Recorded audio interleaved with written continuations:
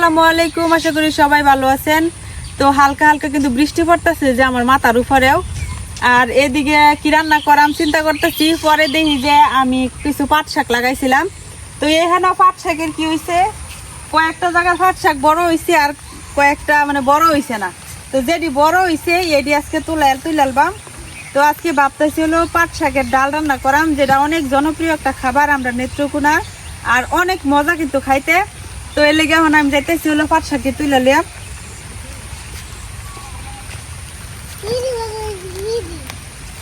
এটার একটা কারণ আছে কে লেগে হইছে না। এই যে পাট শাক গুলা যদি বড় হইছে, এই জায়গার মধ্যে আগে আমি মিষ্টি কুমড়া গাছ লাগাইছিলাম, পরে কিন্তু সার গোবর এগুলো পড়ছে, যার কারণে এটি বড় হইছে, আর এটি অন্য বড় হইছে না। তো শাকগুলা কিন্তু একদম কচি কচি।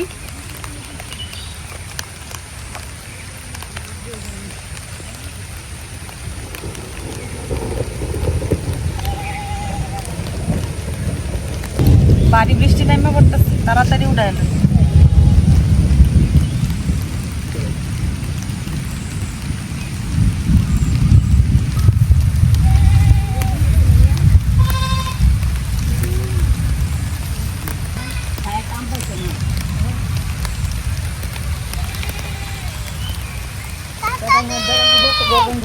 তাড়াতাড়ি তো করতাছি।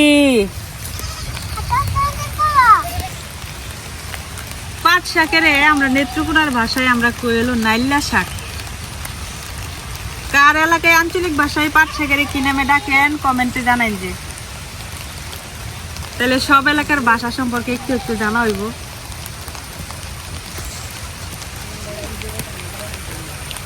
পর থেকে আমি যে আগাটা নিতেছি, এই আগাটা নিলে কি হইব, এন থেকে আবার ঠ্যাম ছাইরা আরো অনেকগুলা শাক হইব। একবারে যদি গাছ উড়ে এলাই তাইলে কিন্তু শেষ, একবারই খাওয়া শেষ। আর এইভাবে তুললে পরবর্তীতে আবার এখান থেকে বাড়িব। আমি অর্ধেক ভিজে গেছি, বৃষ্টি এখন জুড়ে আইতাছে, আকাশে যে গুড়গুড় করতেছে, অনেক ভারী বৃষ্টি নামবো মনে। তাড়াতাড়ি তো করতেছি, তোমার হুপির লাগে তো তোমার ভালোই চিন্তা দেখতেছি। চিন্তা তো থাকবোই। যাক ভিজে টিজে আমার এই যে শাক তোলা হয়ে গেছে গা। এখন শাকগুলারে আমি ভালো মতো ধুয়ে আনাম। পাট শাক কিন্তু কাটার আগে ধোয়া লাগে, কাটার পরে ধুইলে একদম মানে ভিজলা ভিজলা হয়ে যায়, পরে কিন্তু খাইতে ভালো লাগে না। তো শাকগুলা ধুয়ে আনি গে।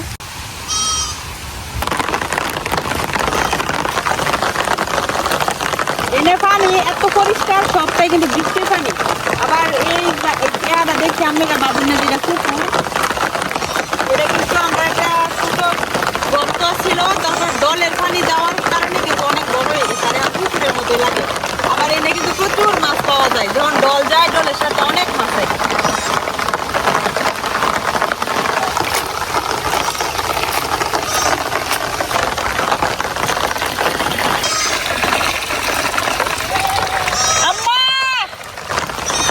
এই যে আমার শাক ধোয়া হয়ে গেছে, আর আমি অর্ধেক ভিজে গেছি বৃষ্টিতে। তাড়াতাড়ি গায়ে রান্না বসাই দিয়ে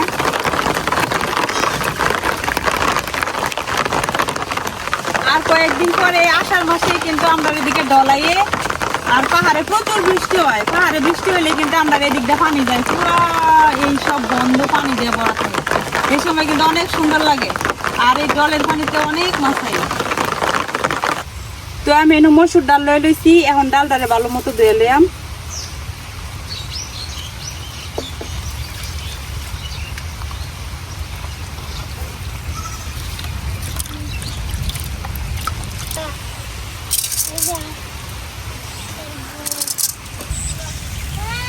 পাট শাক গুলা যেহেতু একদম কচি, আর মানে রান্না দিতে সাথে সাথে একদম মিলাই যাবো, যার লাগে কিন্তু আগে আমরা ডালটা সিদ্ধ করে নেওয়া লাগবো।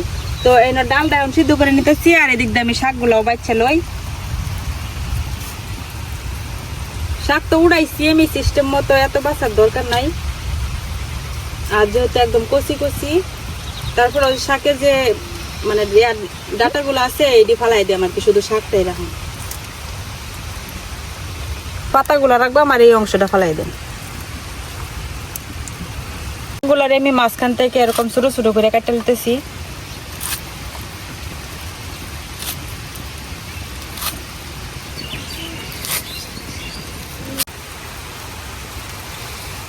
ডালের যে ফেনাটা এটা আমরা কই আর কি গাদ, তো এই ফেনাগুলা কিন্তু আমরা ফালাই দিই, আর এটা ফালাই দিলে কিন্তু ডালটা দেখতে সুন্দর লাগে, খাইতেও সুন্দর লাগে।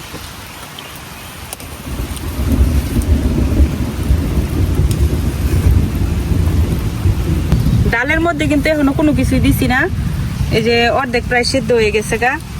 ডাল রান্না করার সময় আগে থেকে লবণ দিলে ডাল সিদ্ধ হয় না, এর লেগে লবণটা সবসময় আমরা পরেই দিই।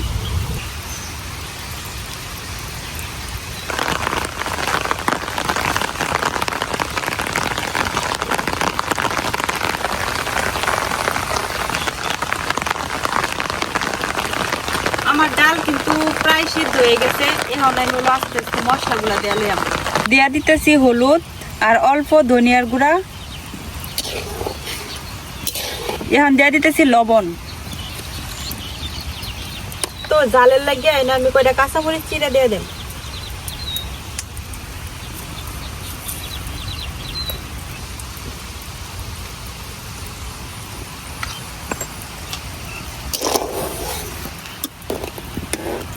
ডাল সিদ্ধ হয়ে গেছে আর ডালের মধ্যে সব মশলাও দেওয়া শেষ, এখন শাকগুলা দিয়ে দেন।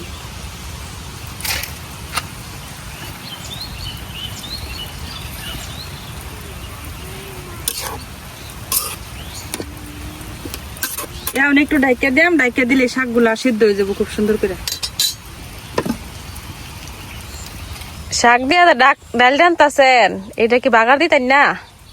বাগার তো অবশ্যই দিয়াম, ডাল জাতীয় যে জিনিসই রান্না করা হোক বাগার না দিলে কিন্তু ভালো লাগে না। কিন্তু বাগার দিয়ে আমি এই যে পেঁয়াজ রসুন গুলা কাটতে লেতেছি বাগারের লেগিয়া। ডালের বাগারের মজা হইল গিয়া রসুন, রসুনের লেগে বেশি করে দিয়াম, রসুন বেশি করে দিলে বাগারের সেন্ট অনেক ভালো হয়। এই যে শাকগুলা কিন্তু একদম মিলাইয়া গেছে, একদম নিজের ক্ষেতের তরতাজা শাক। এই যে শাকই এখন দেখা যায় না, একদম মিলাই গেছে। ডাল কি ঘুটনি দিতেন না? গুঁড়া দিয়াম, গুঁড়া দিলে ডালটা একদম মিশে যাবো পানির সাথে, তাহলে ভালো লাগবে। আর একটু ফুটক, মানে শাকগুলো আর একটু সিদ্ধ হইলে তারপরে গুঁড়া দিয়াম। এখন ডালটা ঘুটনি দিয়া লইয়াম।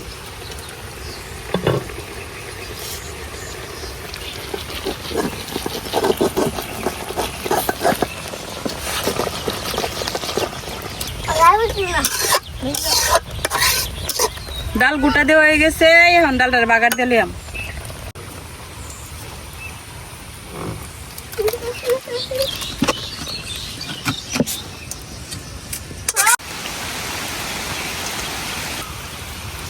শাক পাতার তরকারির মধ্যে কিন্তু একটু কালো জিরা ফোড়ন দিলে খাইতে ভালো লাগে, তো আমি একটু কালো জিরা দিলাম, খুবই সামান্য।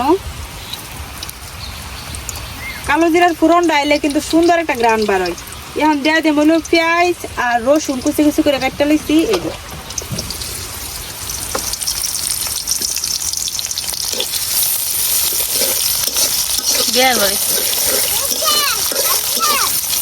পেঁয়াজ রসুন আর কালো জিরার কিন্তু সুন্দর একটা গ্রান বার হইছে। এখন দেওয়া দেব হলো শাক আর ডালটা।